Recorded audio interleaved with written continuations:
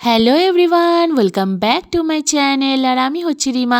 তো সেদিন ছিল মামার বাড়িতে আমাদের লাস্ট দিন। তো সকালবেলায় কিন্তু আমরা গরম গরম কচুরি আর আলুর তরকারি খেয়ে নিয়েছিলাম ব্রেকফাস্টে। উফ, সেটা তো দারুণ লাগছিলো। একে শীতের সকাল আর তার মধ্যে কচুরি খেয়ে তো দারুণ জমে গেছিলো। যেহেতু তোমরা সবাই জানো যে আমার মামি আর ভাই আগের দিন বাড়ি চলে গেছিলো, তার জন্য আমার ভাইকে কিন্তু তোমরা আর মামিকে ব্লগে দেখতে পাচ্ছ না। এদিকে আমার বড় মামা, সবাই আমরা জমিয়ে কিন্তু ব্রেকফাস্টটা সেরে নিয়েছিলাম। তারপর কিন্তু সন্ধে হতে না হতে আমরা আবার বেরিয়ে পড়ি বাজারে, কারণ লাস্ট দিন বলে কথা। তো আমরা সবাই কিন্তু একটু আবারও মার্কেটে চলে গেছিলাম তো ফুচকা খেতে অবভিয়াসলি, কারণ ওখানকার ফুচকাটা তো দারুণ টেস্টি ছিল। এদিকে দিদি, মাসি আর এদিকে হচ্ছে গিয়ে মা, ছোটো মামা আর মেসো মাসি সবাই মিলে আমরা কিন্তু চলে যাই আবার বাজারে। তো হ্যাঁ, তো দেখতেই পাচ্ছ যে আমরা কিন্তু হই হই করতে করতে, গল্প করতে করতে, মানে কখন যে সময় কেটে গেল মানে বুঝতেই পারলাম না। যে ওই 4টে দিন কিভাবে যে মজায় মজায় কেটে গেল মামার বাড়িতে। সত্যি মানে মামার বাড়ি যে এত ভারী মজা, এটা সত্যিই কথা, একদম মানে কথাটা একদম জাস্টিস করে। তো হ্যাঁ, তো দেখতেই পাচ্ছ যে এখানে কি সুন্দর আমরা কিন্তু মজা করছিলাম। ওদিকে হয়তো মাসিরা কিছু একটা কথা বলছিল মামার সাথে। তো হ্যাঁ, তারপরে দেখো এখানে কিন্তু মানে এতই ঠান্ডা পড়ে গেছিলো, মানে মামাবাড়ি ওখানে সবাই কিন্তু একদম সোয়েটার, চাদর, জ্যাকেট, টুপি টুপি পরে বেরিয়ে গেছিলো। কিন্তু আমরা তো জানতাম না যে ওখানে এত ঠান্ডা, তার জন্য আমরা কিন্তু নর্মালি জামাকাপড় পরেছিলাম। আমরা কোনো শীতের জামাকাপড় নিয়ে যাইনি। তো দারুণ কিন্তু ভালো লাগছিলো আমার, মানে এমনিতেই আমার উইন্টার সিজনটা আমার বেস্ট লাগে, দারুণ লাগে। আর তোমাদের কার কার ভাল লাগে আমাদের মানে আমার মতো শীতকালটা, অবশ্যই কমেন্টে জানিও কিন্তু। আর এদিকে দেখো একটা মহাদেবের মন্দির, কি দারুণ ছিল মন্দিরটা, লাইটিংটা এত সুন্দর। আর মহাদেব, হর হর মহাদেব একটু কমেন্টে তোমরা লিখে দিও। আর দেখো দেখতেই পাচ্ছ। তো তারপরে কিন্তু মন্দিরে আমি একটুখানি ঘুরছিলাম, মন্দিরটা দেখছিলাম আমরা দাঁড়িয়ে দাঁড়িয়ে। তারপর আমরা মন্দির থেকে বেরিয়ে তারপর ওখান থেকে আমরা বিরিয়ানি কিনে নিই। বিরিয়ানি কিনে আমরা কিন্তু চলে আসি বাড়িতে, কারণ লাস্ট ডে, তাই কেউ কিছুই আর রান্নাবাড়ি কিছু করা হয়নি। তো আমরা কিন্তু বিরিয়ানি নিয়ে নিয়েছিলাম। আর এদিকে আমার মেসো নিয়েছিল পপকর্ন, এদিকে ছিল স্প্রাইট। বিরিয়ানি খাবো আর তার সাথে কোল্ড ড্রিঙ্কস থাকবে না, এটা কি হতে পারে বলো। তারপরে কিন্তু নিয়ে নিয়েছিলাম আইসক্রিম। ও শীতকালে আইসক্রিম খাবার মজাই আলাদা। তোমাদের কার কার এরকম ভালো লাগে আইসক্রিম খেতে, কমেন্টে জানিও। আর তারপর দেখো, তারপরে আমরা কিন্তু খেতে বসে গেছিলাম। তো হ্যাঁ, গয়েশপুরে এই দোকানটা থেকে আমরা নিয়েছিলাম বিরিয়ানিটা। বিরিয়ানিটা কিন্তু সেই ছিল, দেখতে পাচ্ছ প্লেটে যেমন ছিল ততটাই ছিল, অনেকটা পরিমাণে বিরিয়ানি দিয়েছিল। এখানে একটা বড় চিকেন লেগ পিস ছিল, ডিম ছিল আর একটা বড় আলু ছিল। আলুটা বড় হলে কি হবে, তার সাথে কিন্তু সেদ্ধটাও দারুণ হয়েছিল, একদম নরম তুলতুলে ছিল। আমার তো খুব ভালো লেগেছে।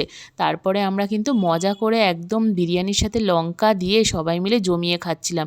এদিকে আমার ছোটো মামা খাচ্ছিল, এদিকে আমার মেসো খাচ্ছিল, আর এদিকে আমিও খেয়ে নিচ্ছিলাম, কারণ আমার কিন্তু দারুণ টেস্টি লেগেছিলো বিরিয়ানিটা। দেখেই লোভনীয় মনে হচ্ছে, তাই না? তো তারপরের দিন একদম সকাল সকাল উঠে পড়ি, আর্লি মর্নিং। তারপর কিন্তু বেরিয়ে যাচ্ছিলাম মামাবাড়ি থেকে, বাই করে দিচ্ছিলাম। তো খুবই মানে মিস করছিলাম চলে যাওয়ার সময়, অবশ্যই দুঃখ লাগছিল, কিন্তু মনে এটাও ছিল, এটা আশা নিয়ে যাচ্ছিলাম যে আবারও আমরা নেক্সট সবাই মিলে, পরিবারের সবাই মিলে কিন্তু আবারও যাবো মামাবাড়িতে, আর এইভাবেই মজা করব। তো হ্যাঁ, যেহেতু সবাইকে এবার কাজে ফিরতে হবে, তো 4টে দিন যে কিভাবে চলে গেল সত্যিই বোঝা গেল না। তো মজা করতে করতে সত্যি দিনটা কি সুন্দরভাবে কেটে গেল। তারপর ছোটো মামা কিন্তু আমাদের ছাড়তে চলে আসে বাজারে, যেহেতু আমরা টোটো করব। তো রাস্তা দিয়ে হেঁটে হেঁটে যাচ্ছিলাম, দেখতে পাচ্ছ আর্লি মর্নিং, তাই অতটা লোকজনও ছিল না। তারপরে আমরা বাজার থেকে আমরা টোটো পেয়ে যাই। এদিকে দেখো মামা হয়তো হেল্প করছিল আর দিদি ওই ব্যাগ ধরার জন্য। তো হ্যাঁ, তারপরে আমি সবাইকে বাই করে দিই, টোটোতে উঠে যাই। এখানে ছোটো মামা, এখানে দিদিকে টাটা করে দিলাম।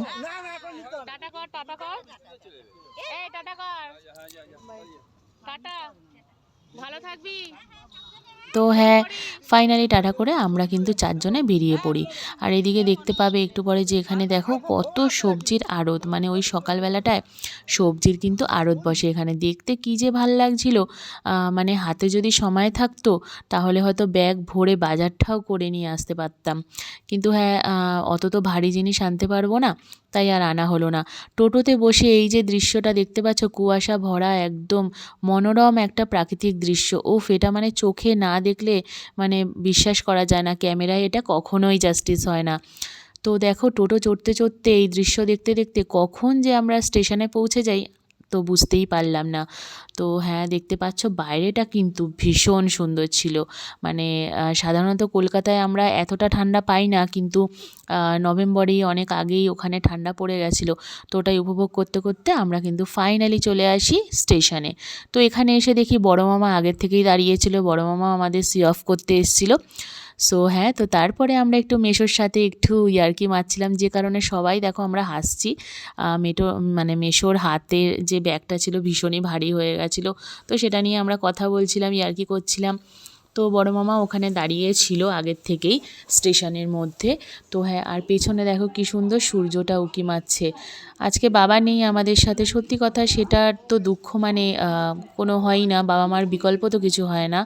কিন্তু হ্যাঁ, জানি যে পরিবার যদি সাথে থাকে তোমার সাথে, তো তার থেকে তো আর মানে বেশি স্ট্রং জিনিস বা পাওয়ার কিছুই হতে পারে না। তখন হয়তো মনে হয় যে হ্যাঁ, সত্যি আমার কাছে সবটাই আছে।